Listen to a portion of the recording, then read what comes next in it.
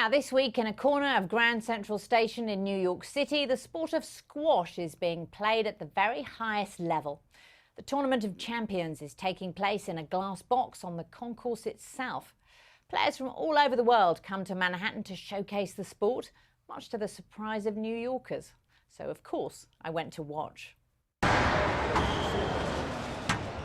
Ali Farag is the #1 men's squash player in the world, dominating the sport known as chess on legs. It takes strategy and athleticism to be a champion. Right now, in the heart of Grand Central Station, this small but expanding sport is centre stage. It is a lot of fun to stand in the passageway here in Vanderbilt Hall at rush hour and see New York commuters and tourists pass by. And you do hear rather humorous things, but my favorite is the elderly couple that turned to each other and said, "Oh, they're building an aquarium." Being in this high-profile city and playing in the fishbowl of Grand Central comes easily to Nour El Tayeb, one of the top-ranked female players. This powerhouse is married to Ali Farag, and the Egyptian couple made history 3 years ago as the first husband and wife to win a major sporting title on the same day. Our 2017 U.S. Open squash champions, Nour El Tayeb and Ali Farag. Ali and Nour are passionate about their sport and want to bring it to a wider audience.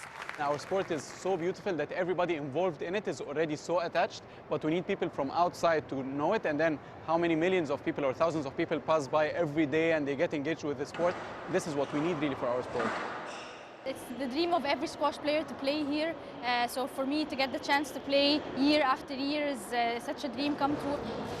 The crowds here at Grand Central show how squash is growing in popularity.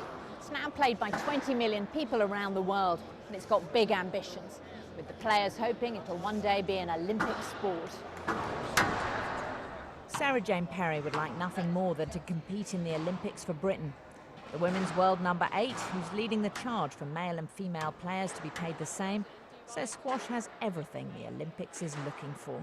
Whenever you think about the Olympics, you think of kind of greatness of physical ability and mastery of skill, and also fair play. The essence of the Olympic Games and the essence of squash, I think, are a perfect match.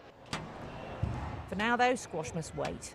Breakdancing and skateboarding have been chosen as the next likely Olympic sports instead.